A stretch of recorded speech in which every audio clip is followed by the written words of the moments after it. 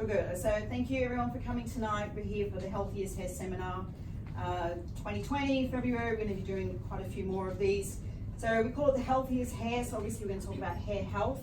Hair health comes from the hair cell, and we want to talk about the hair cycle, scalp health, and all those different things.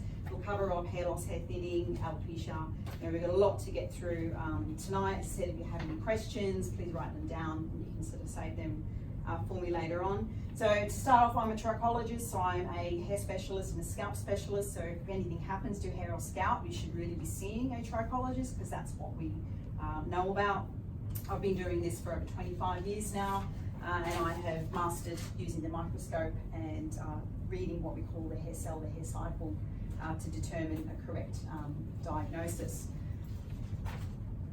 Okay, so I think we could start looking at the structure and function of the hair. So every hair on our head has a follicle, and in that follicle we have an oil gland attached to every single one of them. We also have a muscle, okay, and then you come down and you have a blood supply. Okay, so when we're talking about scalp conditions, a lot of the time it's to do with the oil gland.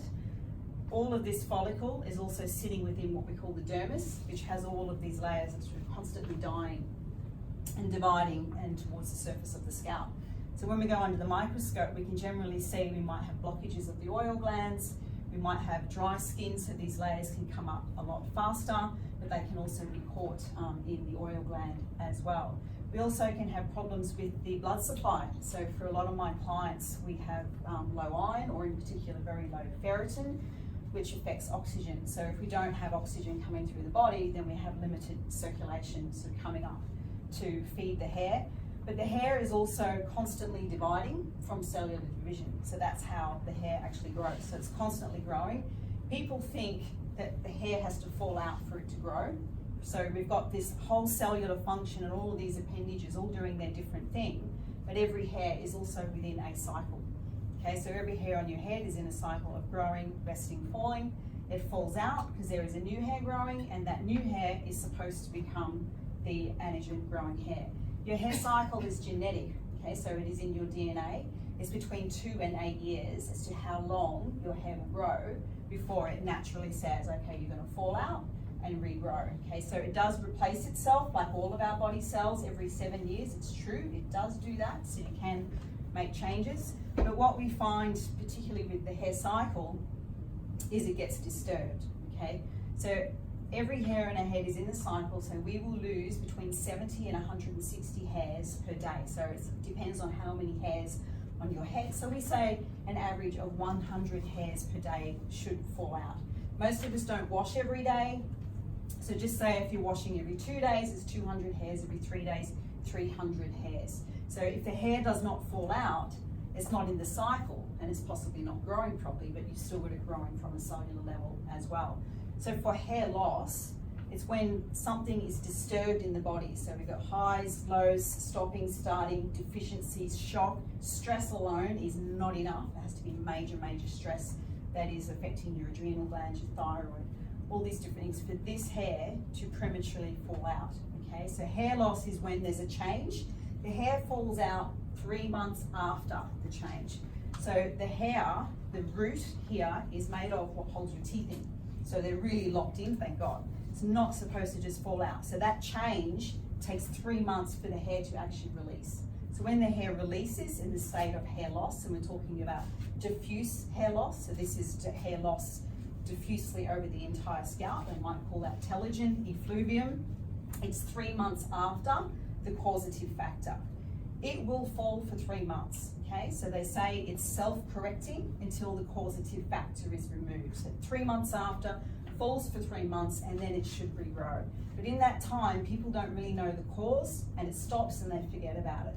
So a lot of the time there's been damage done at a cellular level. So when the hair does come back into its cycle, and it doesn't just come back into its cycle, remember 2 to 8 years, so it takes a while, it's going to come back in.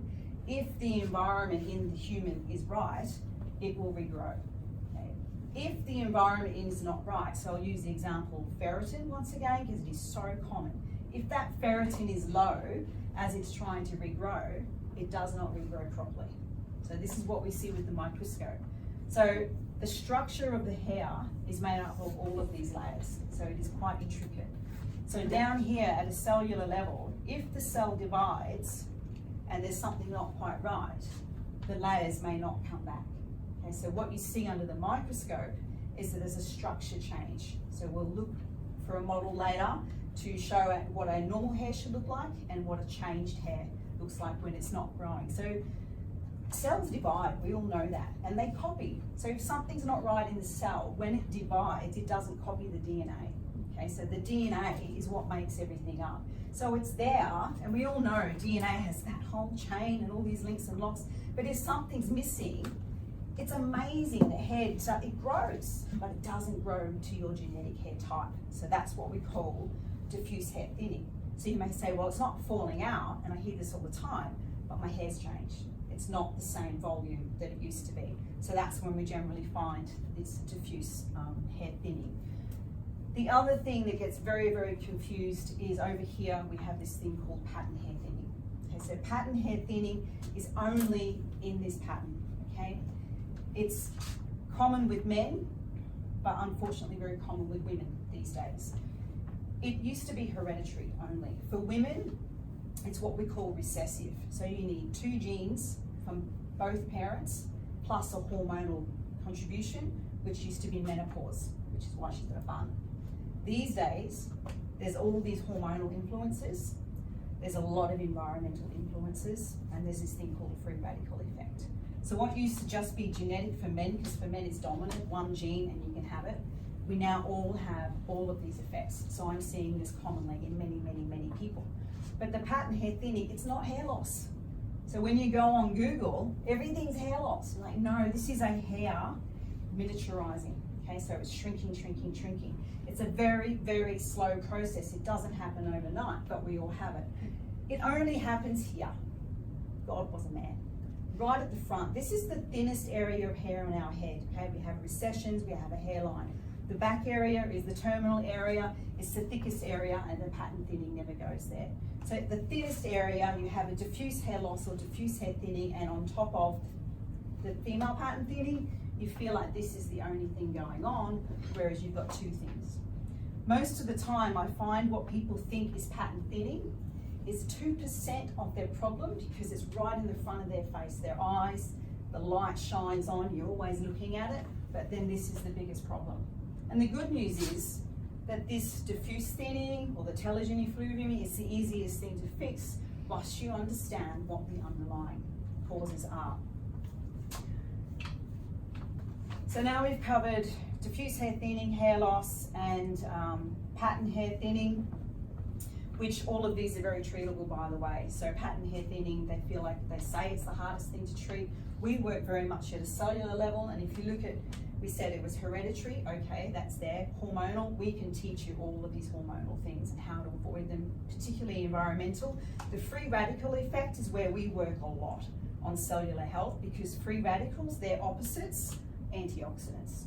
Just about everything we do is about putting antioxidants onto you and into you in a positive way. So that helps with the cell.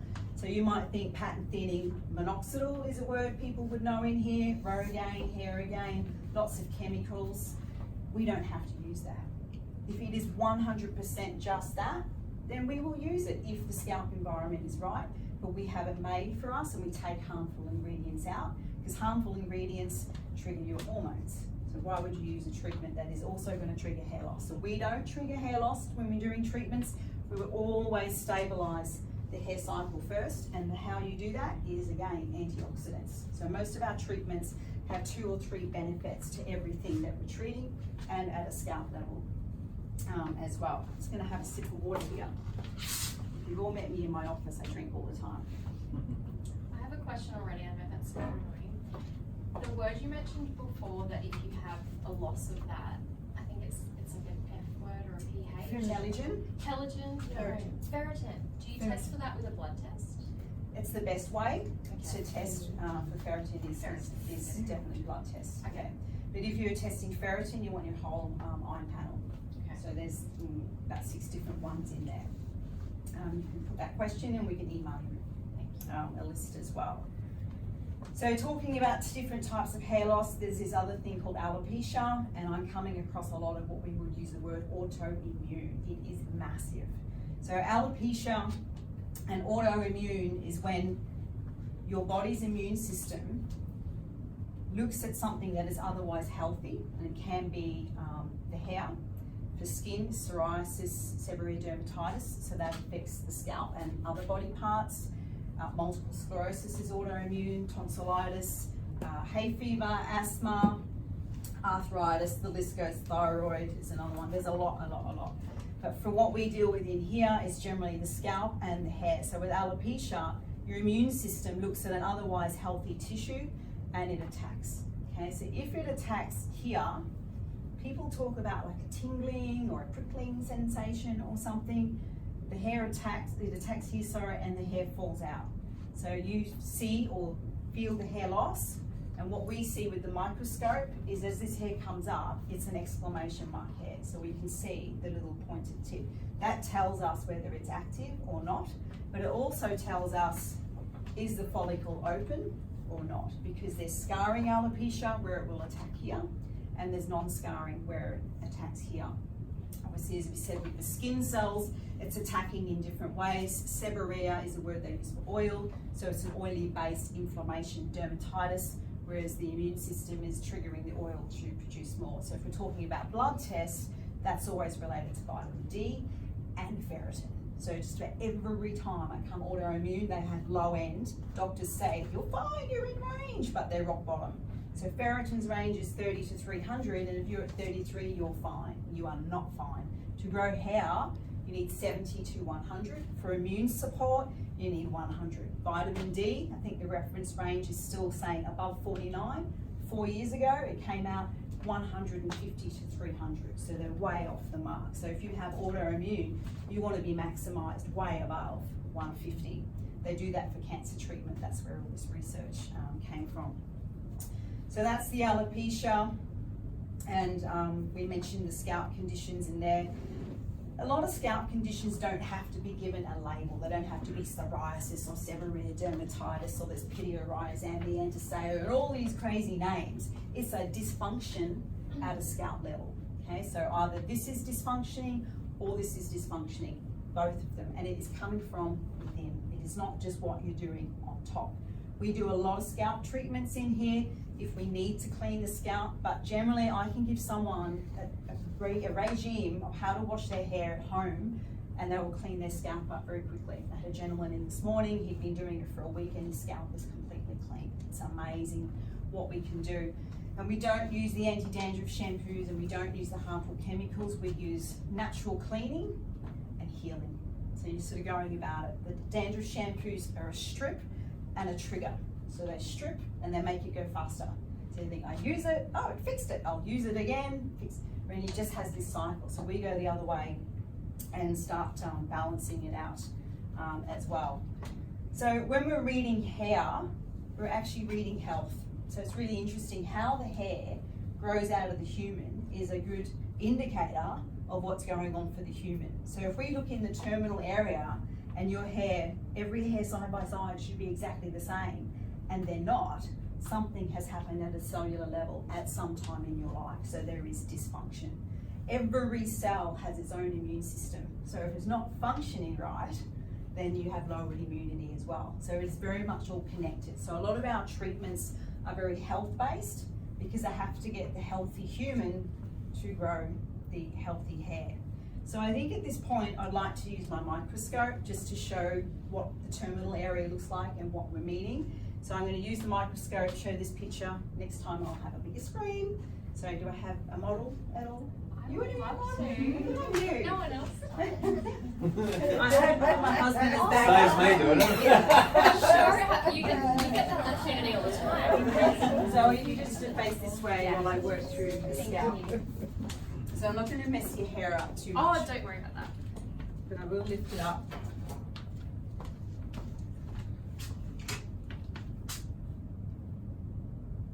So as we said, the back area of the hair is where we always start diagnosis because it's the strongest, thickest area of hair on your head. It is not affected by pattern thinning, so you're not going to get confused.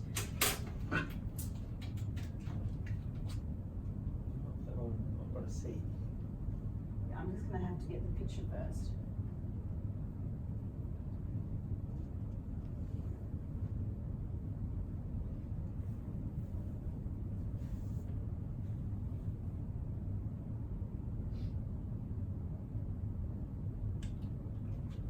Okay, so I'll just get that one image for now. So you can stay there and spin around if you want to. It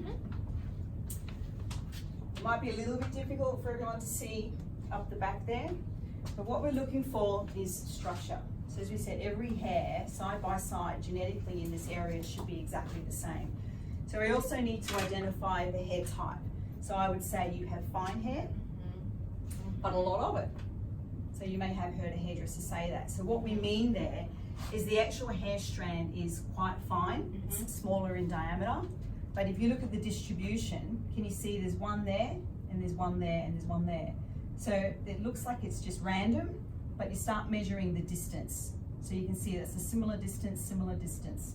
Okay, this is where we can also read hair loss, because you end up having gaps in there as well. So what I'm looking for is all of these layers. Now with the microscope, the light will shine off a complete layer, or a complete hair, sorry. So you see this hair here that has this line on the outside and that little bit of a shine through the middle. That's full structure. That's a good hair. Good. Okay. But if I look next to it, can you see it's changed? So what we were talking about at the cellular level before, something's happened down there. The cell is dividing, but it's not copying the DNA. Okay. Now when we see it back here, we know it's diffuse. So it means it's happening over the entire hair. So alopecia is patchy. Okay. It's different, whereas pattern thinning is pattern. Back here represents diffuse. So if I really start looking around, there's not a lot of hairs that have that complete shine. Okay, can you see that the texture's changed?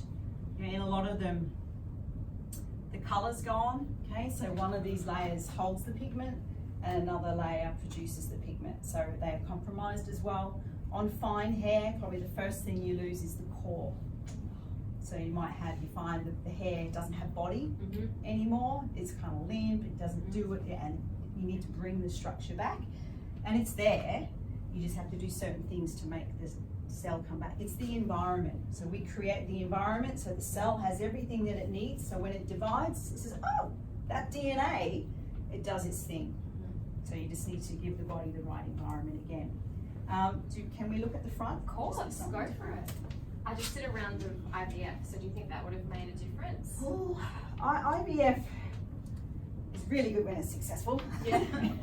But it's traumatic. You know, there's a lot of stuff. We use the word hormonal. That's there. Yeah. But there's a lot of highs and lows in that as well. So with IVF, and I help a lot of women post-pregnancy, which is really super exciting.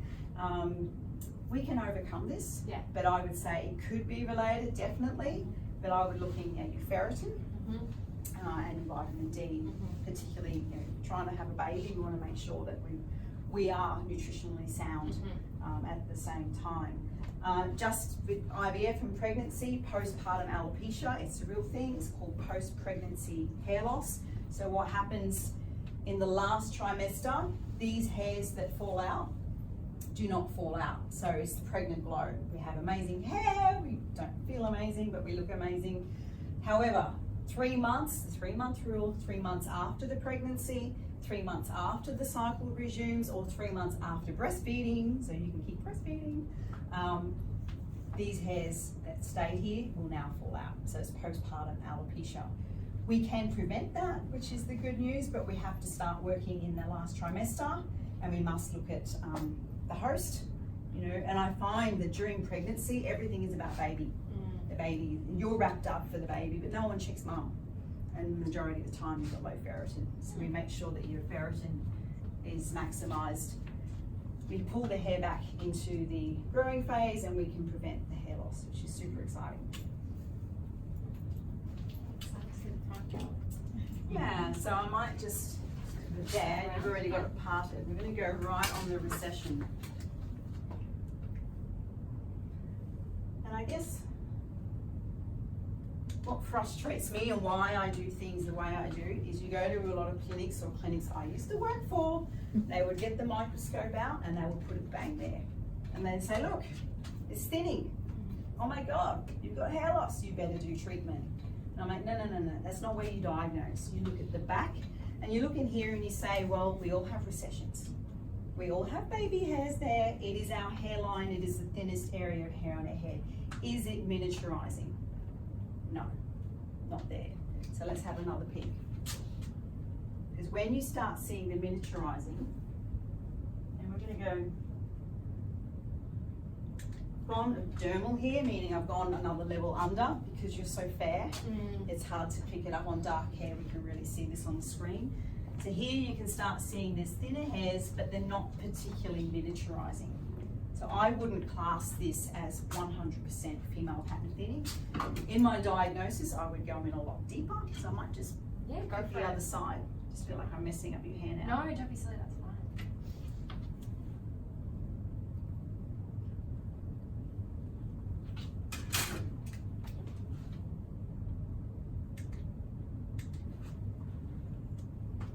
Again, you can see that they don't have their structure, but I wouldn't specifically say they are a miniaturizing hair. So I would probably say to someone, you have more of a diffuse hair thinning. Let's look at cellular health.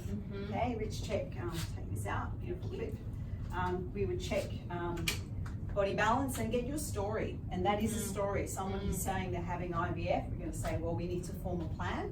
Okay, so you might have a 3-month, do we need to do prevention? And when pregnancy comes into play, we can do things there as well. For some of my IVF clients, they sort of work now to get their hair at their maximum. Yeah. So then they know they get the maximum before in the trimester, the last trimester. They know, oh my God, I'm going to have this amazing hair, which makes them feel so good. But then we prevent the postpartum as well. So there's a lot of work that we can do that. And it's not generally known. Like when you fall pregnant, the doctor says congratulations, doesn't tell you you're going to have hair loss. You don't know this and you're all excited about the baby and you just don't know what's going on. And I think it's something that should be definitely mentioned because it can be prevented. Cool. That's all I need there. Thank you very much. Should have got some lollies or something. So I guess that comes back into talking a bit more about hormones. So, when we're talking about hormones in the hair, so we all have this thing called an endocrine system, and every organ in that system creates hormones. But everybody focuses on this pattern thinning, which they say is hormonal. Hormonal meaning it's caused by this thing, DHT, dihydrotestosterone. We all have DHT. It's part of our integumentary system, which is our skin system, kind of holds us together. The hairs on our body are antennas to our inside homeostasis, so it is essential for health. But this DHT is 2% of our testosterone, men and women. 2% of your total testosterone converts by 5-alpha reductase to DHT. We all have it and we need it. But it's when the DHT is triggered, and we talked of the triggers before, hereditary, hormonal, environmental, free radical, that it will bind to the androgen receptors of the hair only here. Why not back there? We still don't know, or they're not telling us. It only binds there, which causes the gradual miniaturization, okay? But that's very different to thyroid hormones. So if your thyroid hormones are moving around, it's going to be affecting your hair cycle because it's big shifts. Because thyroid generally is not related to this type of miniaturization. The IVF does not normally get related to this either, which is super exciting. But what does contribute to this is definitely birth control. All forms of birth control, HRT, mega. I've got a client that I've been battling with her hair for years because she's on HRT. We're winning, we're balancing it out, but I'm just waiting for the day that she can come off it. And that was a question I got when I asked everyone to put questions for today. They were on the birth control and they were having all sorts of hormonal problems, meaning cramping, long cycles, acne is a massive thing as well. She's like, I'm done, I'm over it, I'm going off it. So because I'm going off it and I know I'm gonna have a change, should I stop my treatment? No, you should make sure you do more treatment. You need to make sure we do hold the hair in the growing phase. You know, we've got 2 things that do that. She's doing one, and I said, I think you should add another, so we can actually prevent the hair loss from changing the birth control. I have a lot of people that come to me and they have existing hair loss, and they're like thinking, well, is it the birth control? It's actually the low ferritin, and then they go and stop the birth control, and they trigger another bout of hair loss. So you get this story of 2 years of hair loss, but they keep chopping and changing and doing all different things.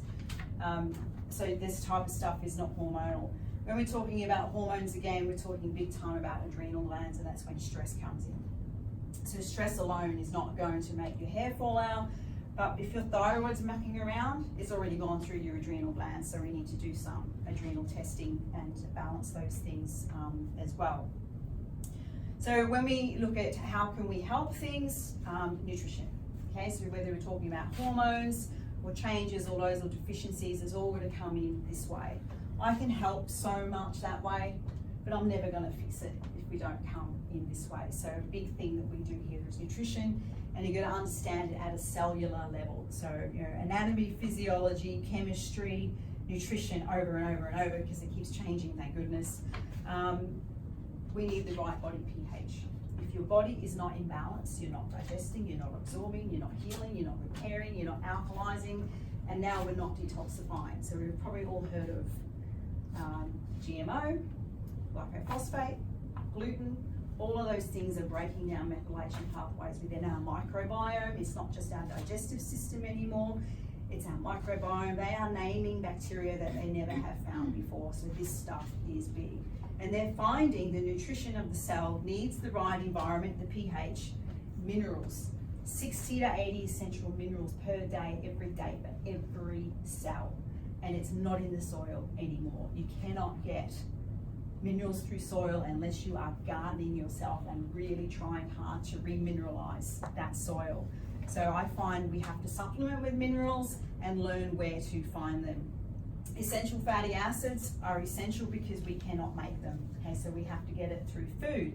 A lot of the time, our gut is so imbalanced that you're not actually breaking down fat-soluble vitamins, which is why we're all vitamin D deficient, as well as not going in the sunshine. If we don't have essential fatty acids, you're not going to absorb vitamin D. So it all kind of connects together. It is a big chemistry game. And then you've got this thing called vitamins. And the vitamins work in synergy with the essential fatty acids and the minerals. And you've got fat-soluble vitamins and water-soluble vitamins. They all need to be in there together. If you're not methylating properly, and there are tests that we can do for that, you can't take a general multivitamin. You have to take something that is methylated. You cannot take folic acid. You have to take different forms. So you really need to know your own blood work and probably do a little bit of genetic testing to understand that in depth. So if we have the equation, pH, minerals, essential fatty acids, vitamins, then we should be making our own antioxidants, but we're not.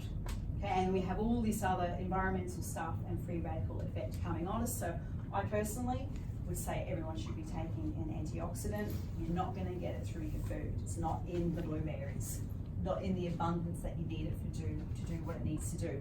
The last thing I always make sure people have is the good bacteria. So we use a prebiotic and a probiotic. Okay, so my way of helping someone is to give it to them, to fix it. Okay, this is what you take, but you need to consider your food. Okay, you can't just say, well, I'm just going to take this. We use a green drink. Take the green drink and I'm good. It doesn't work that way. Okay, if you're not absorbing, we need to fix the absorption problem. Is it that you don't have enough digestive enzymes? Is it that you don't have, your bile's not working? That's a big thing. You're not having hydrochloric acid. The pH is the first place we start to try and figure out all of that stuff. So then we would use select nutrition where needed. Food, you have to eat the food. Get off the gluten, get off the dairy, get off the sugar. It is breaking things down for you. Causes malabsorption. We are not going to win with anything. Alopecia, massively, get off the gluten, dairy, sugar. Ferritin, get off the gluten, dairy, sugar. Really interesting. I follow a lot of doctors who know about gluten, and they've done all the studies, and it affects everybody. And I have clients that come to me and say, I've been tested by my doctor, but I'm not a celiac. I'm like, well, okay. So it means you're not massively reacting. Harvard University did a study.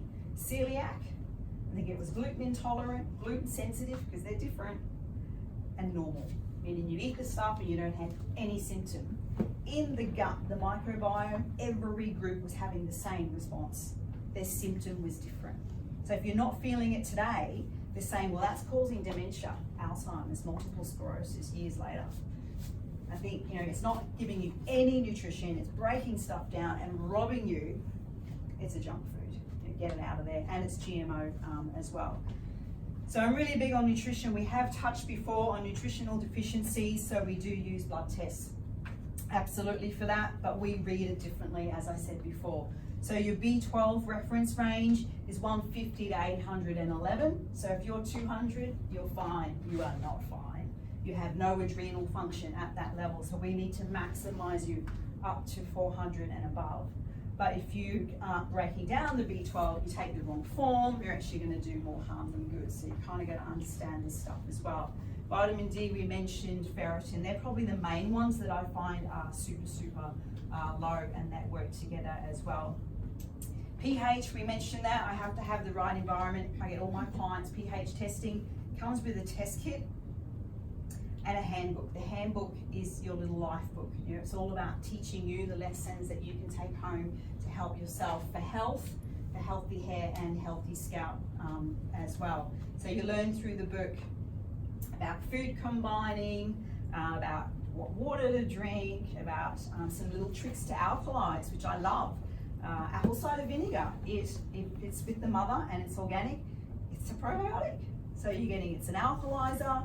It triggers hydrochloric acid, so it's a pre-digestive for those who aren't absorbing ferritin. So rather than taking digestive enzymes, you use your apple cider vinegar, and it's alkalizing in the body. So it has so many helpful benefits. Lemon juice is another one. It's alkalizing. My grandmother used to take it in warm water in the morning because it's detoxifying, and it has nutritional benefits as it will produce your hydrochloric acid as well. So it can be used as a marinade or a pre-digestive. So they're my favorites. The other one they use is bicarb soda. It has to be from the health food store, and it has to be, aluminium free. It's not very tasty, but half a teaspoon of that stuff in a little glass of filtered water before bed should push your pH up. And if it doesn't, it means there is a problem in the body. So pH is really interesting. It's not about, oh, I'm in the wrong place. It's because your body's in the wrong place. So you try and push it up by food, diet, lifestyle, all the things you learn in your handbook. And if it's not moving, we should probably do more testing. Okay, so that's when I would go in to do hand mineral analysis. There's a lot of organic acid testing they're doing these days. People may have heard of the Dutch test. There's another thing that they're doing these days. I'm looking at energy medicine, which is a little biometric scanner, which you can see blockage pathways. So if we find that there's something not right, we have a lot of other places to go. And of course, we use other professionals as well. So we would use, I like naturopaths. I think they work really well, kinesiologists, etc. So there's many other things that we can do. But if your pH is not right, we're not absorbing. Okay, so we have to work with the pH as well. So we want to talk a little about scalp health, because this is all about healthy hair. If you don't generally have a scalp or hair problem, you can just wash your hair the way you do.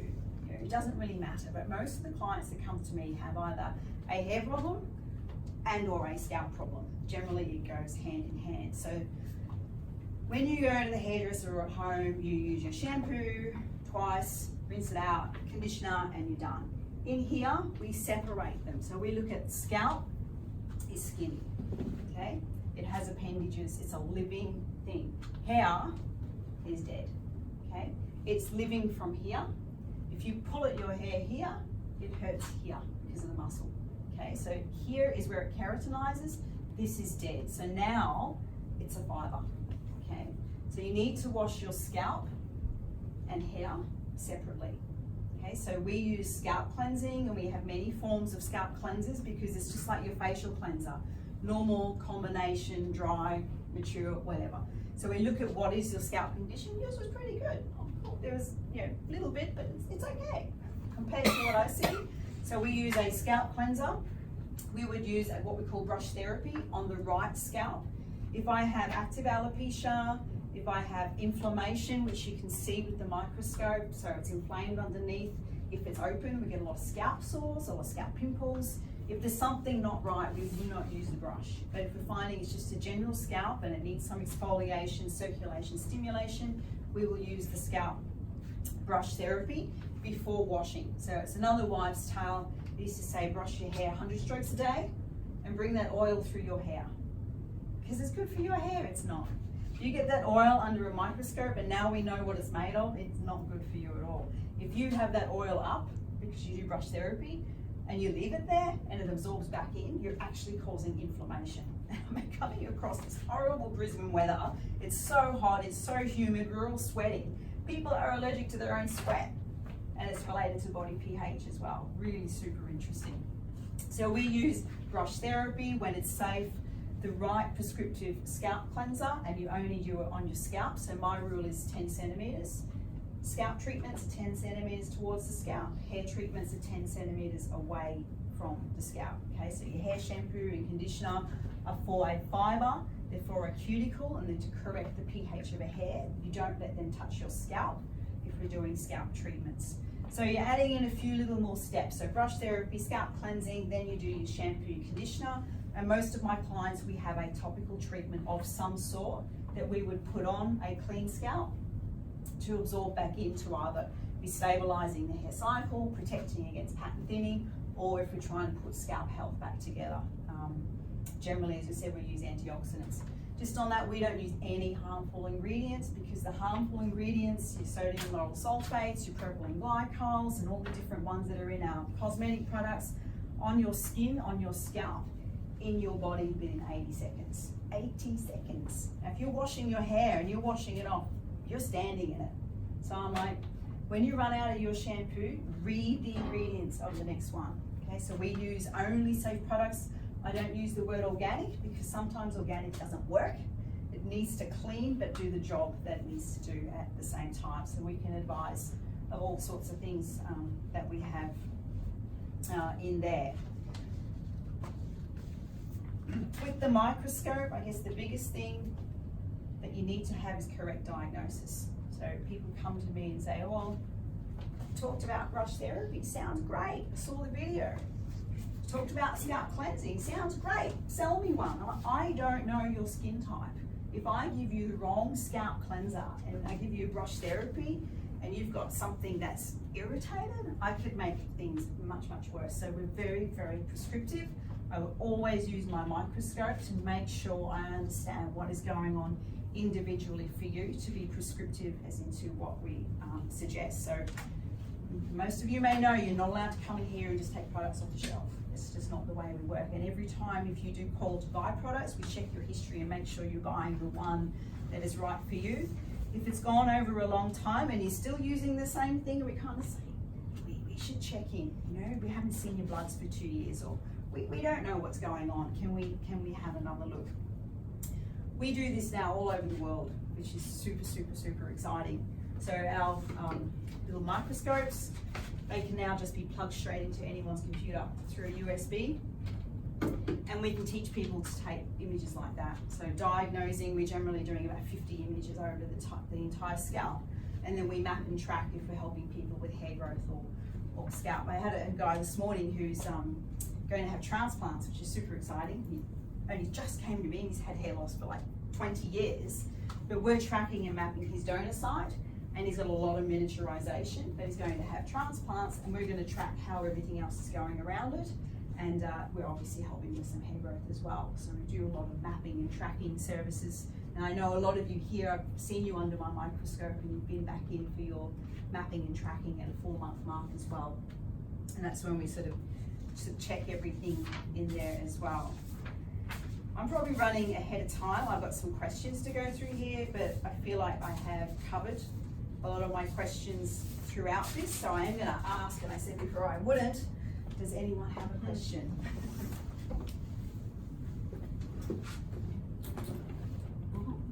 Just on the scalp treatment, I'm currently doing the treatment on the scalp, and then I do my shampoo. But as I've got really thin hair, I find it really hard to keep shampoo away from my scalp. So I'm just wondering if it is touching the scalp, how much damage or how much less effective is the scalp cleanser? Firstly, I would ask what it is, to be like, if it is one of those ones that have harmful ingredients, then it's touching, it's harmful. If it's something that's more safer ingredients, it's not so much. But a hair shampoo is, like we said, is very different to a scalp cleanser. So if you liken it to what you wash your face with, imagine trying to wash your hair with it. It just doesn't work. So it's really, I probably would suggest on finer hair, when I'm doing it for my clients in here, I would either turn my hands around. So rather than going that way, you can go the other way. Or when I'm doing it in here, I kind of lift it up in a way. So I sort of go ponytail and then lift it away. The other thing is, you can always come back in and have another lesson. I think when we're teaching some people, sometimes we're teaching them 5 steps on one day, sometimes it's 3. So if we go back to even just a basic and show you how to do it, it makes more sense. But you know, there are videos that we've done, I guess, for short hair and for long hair. So sometimes it is worthwhile to just go back and you go, oh, I forgot, I can just turn my hand around. And it makes it quite simple. There you go. I hear that all the time. And I guess, as again, day one, sometimes there is a lot to take in as well. Good question. So can I just ask about hair colourants? Do you have any sort of recommendations with hair colours? Are you saying if you use the right shampoos and you're okay internally and everything like that, and then are you okay just to continue with your normal hair colourants? Or Probably the first thing I want to know with hair colouring, so how I got into all of this is I did an apprenticeship in hairdressing. So we had to learn the science of trichology, and I enjoyed trichology far more than hairdressing. Hairdressing is based on structure. Okay, so hair colour manufacturers, where do they want the colour to do what they need it to do? So if it's for your colour, I would probably say it's a permanent type of colour. So they're working in the core. So they need to get through all of these layers into the core to expand something for it to be stuck in there, and then they neutralise it, which changes the colour. Yours may be, I'm not sure, that you're lifting as well. So if you're lifting, you're using a higher volume of activator or peroxide, would probably be, or ammonia, they call it that as well. So the higher the volume, the more the pH changes and the more damage it can do, because it's trying to get through the layers. So my first question would be, how is it growing? Okay, so perfect example across here. So this is a really good structured hair. Now it's a fine hair, so as a hairdresser I would say I have to be careful with that fine hair, because fine hair naturally has a smaller core. So I wouldn't be going high lift on fine hair. But if you find a hair has a bigger core and it's growing properly, pretty much safe. But a hairdresser cannot tell if you've lost structure.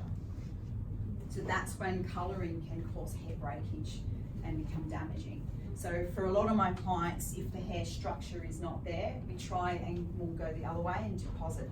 So if you're depositing, you're putting it on, so it's more of a stain, rather than using a chemical to get in through layers that may not even be there. So then you take it to another level and you say, well, can you use safe hair products? Absolutely. So we're a hair salon, that's what we're sitting in. We use an organic range. Again, I'm not an organic girl, but it's because it's safe. It's the lowest activators they have. They use the safest pigments. They don't contain lead.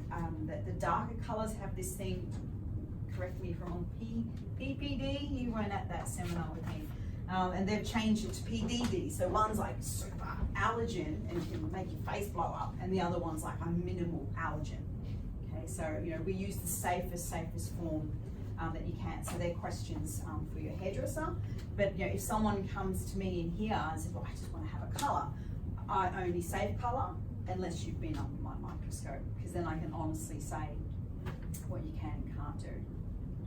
I see a lot of people in here that come in complaining of hair breakage after a hair colouring service. And when we go in with the microscope, because they're like, it was the hairdresser. And I'm like, actually, it wasn't the hairdresser. Your hair's not growing properly. There's no way a hairdresser can see that.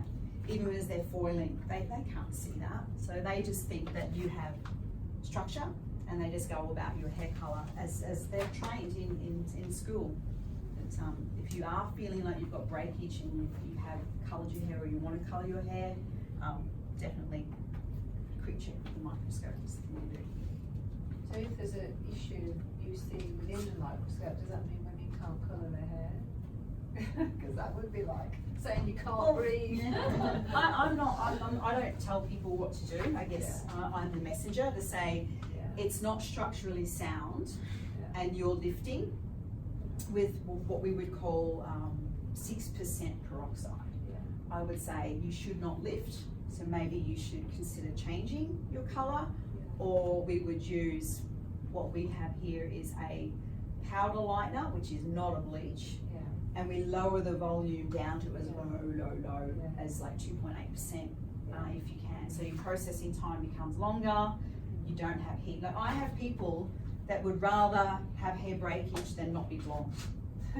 It's a thing, it is. Like, it's just like if you want to colour your hair, you colour your hair. So you can do it safely, but you probably just need to know that information. But I guess it's just as a rule of thumb, if you're colouring in your hair and you have been for years and years and years, and you're not seeing different lengths and breakage, you're probably okay.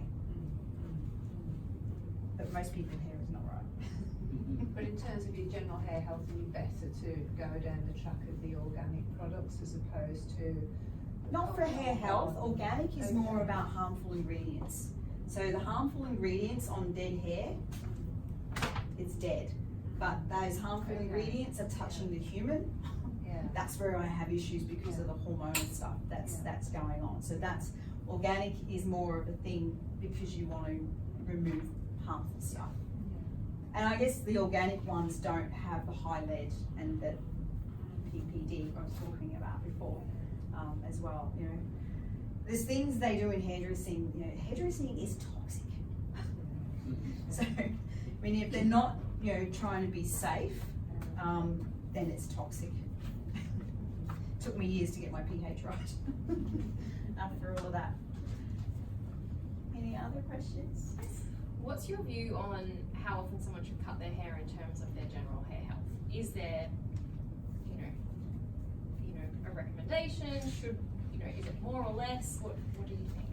So, great questions. I get it all the time. Hair grows from here. Okay, so cutting it here does nothing. Yeah. But for most of my clients, they have split ends.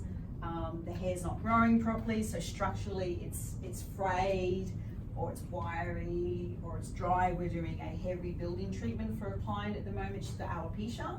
Her hair in general is okay, but she's got these patches, but we're helping her for her hair. But the bottom of her hair is old bleach. It needs to be cut off. So it is quite unique, and just having been in amongst your hair, you're okay. I would probably say on average, if we're helping you with hair growth, you probably need a trim every 6 weeks. Yeah. And I'm talking a trim, because if it's not growing here and we're trying to get it to grow here, but then we have to catch up, you can't grow it long. So we would just keep sort of trimming it up.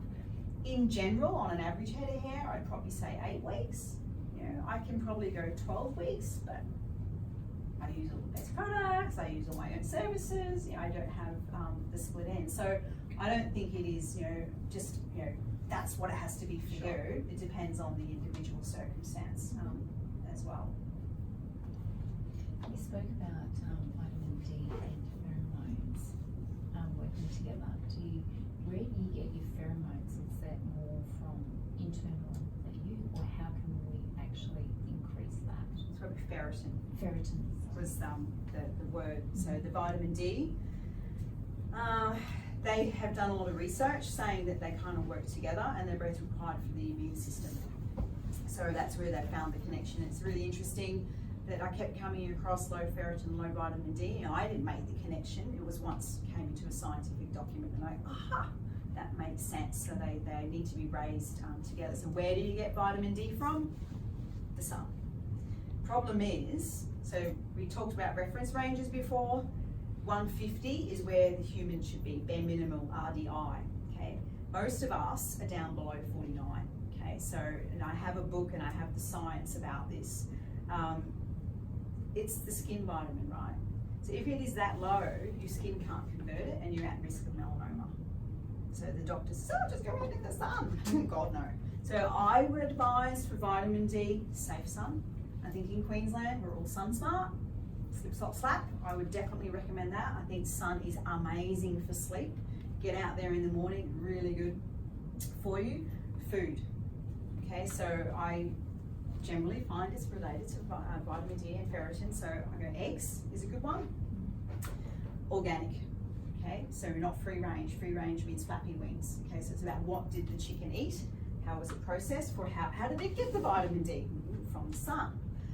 Wild caught fish is another one that is really good, so definitely not farmed.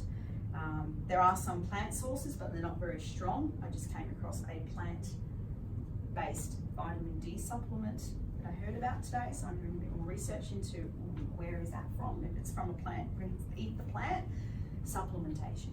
Unfortunately, I'm finding I need to use the sun, the food, and supplementation. So in combination, I generally can get a rise. So again, if you look at the chemistry equation, if you are 150 vitamin D, which we're not, you need to consume from those various forms 4,000 international units a day. So I would generally supplement someone 4,000 international units because it's RDI, it's safe, I'm always safe. So 2 tablets twice a day with your green drink, on top of food, on top of your safe sunshine. And I generally find doing that, I will get a rise from say 45 up to probably 85 in 4 months. So it's super, super safe. Rising your vitamin D. By 40 points in 4 months using that form because it's a safe formula. So it's coming up, but we need to then get up to 150. Okay, so in extreme cases, we can recommend to go back to the doctor. And I have seen this when the vitamin D was 20, and he had alopecia and folliculitis, and so the doctor wrote him a prescription for a 20,000 international unit vitamin D. So it can be done. So generally, if the doctor hasn't suggested that, I would go back and say, can you ask the doctor for maybe a 5,000 international unit vitamin D? Because then you would take 10,000 a day and you would get them up out of the danger zone much quicker. But I'm safe. I'm safe. So when you're increasing that vitamin D, then your Ferritin? ferritin increases. No, you need to work on the so it's ferritin separately. So ferritin is the storage of your iron. So that comes from amino acids, whereas vitamin D is a fat-soluble vitamin which requires essential fatty acids. So they're completely different things and both essential for health. So I would raise the ferritin at the same time. Raising ferritin, food. Food for ferritin is massive. People don't understand. They're not eating it, but they're putting it with gluten. They're not doing the proper food combining. Then hydrochloric acid is not right. So we have a document that we've written, which is food for ferritin.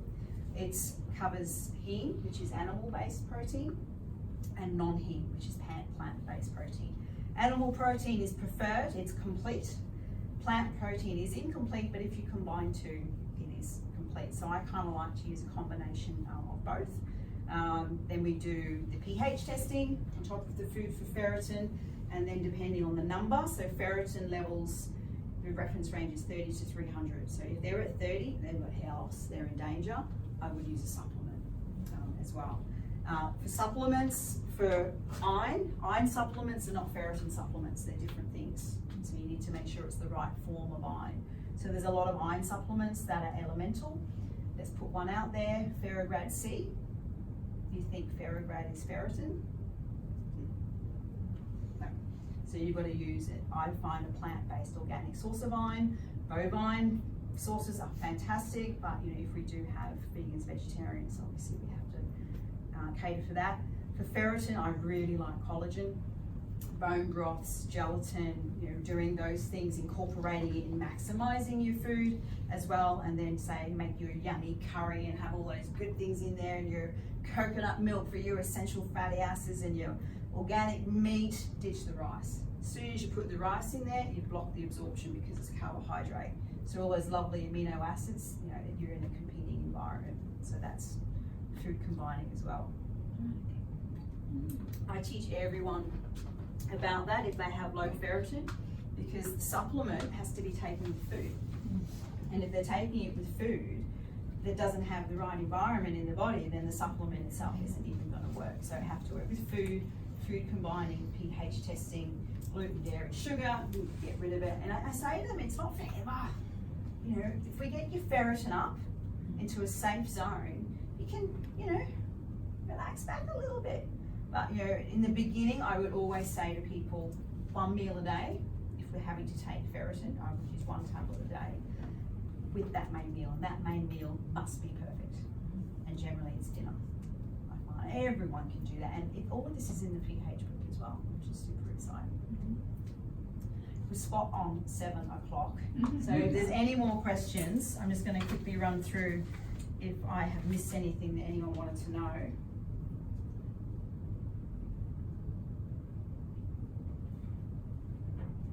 Okay, someone did ask about using professional laser therapy, so people might have known about laser.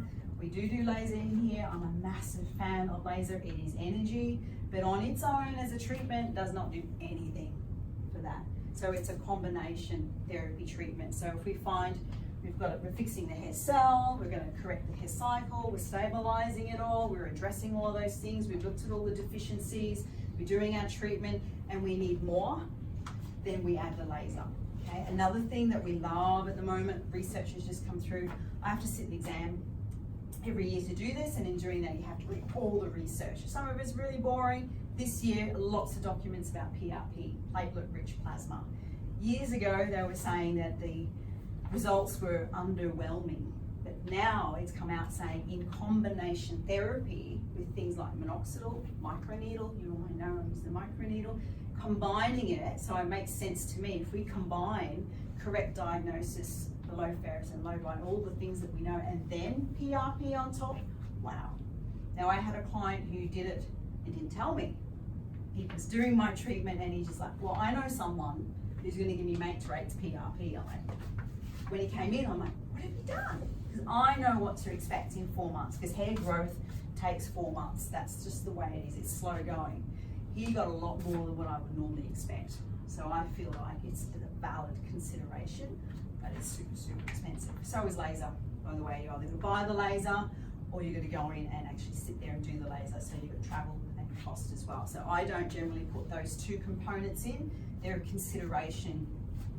Generally I use it a lot for cancer treatments, and really tricky things there as well. Only going to just ask how the platelet-rich plasma works. What do you do? It's more about healing. So they take your plasma, Yeah, so it's kind of like a blood test. Yeah. They separate it, and then what they do, they put it on, Inject it back in. inject it, right? Yeah, so apparently it's quite painful, but they do use numbing creams and stuff like that. I've had some people say didn't like it, I've other people say it's not a problem. I had a client doing it as a skin treatment. It was amazing. So I'm taking photos of her hair saying, what have you done to your skin? Yeah, it was impressive stuff. So because I've seen it for skin and hair, and I've read the research now, I'm a bit of a fan, but not on its own. Always in combination therapy after correct diagnosis. Because you go there, they're just going to take your money. They won't even do this.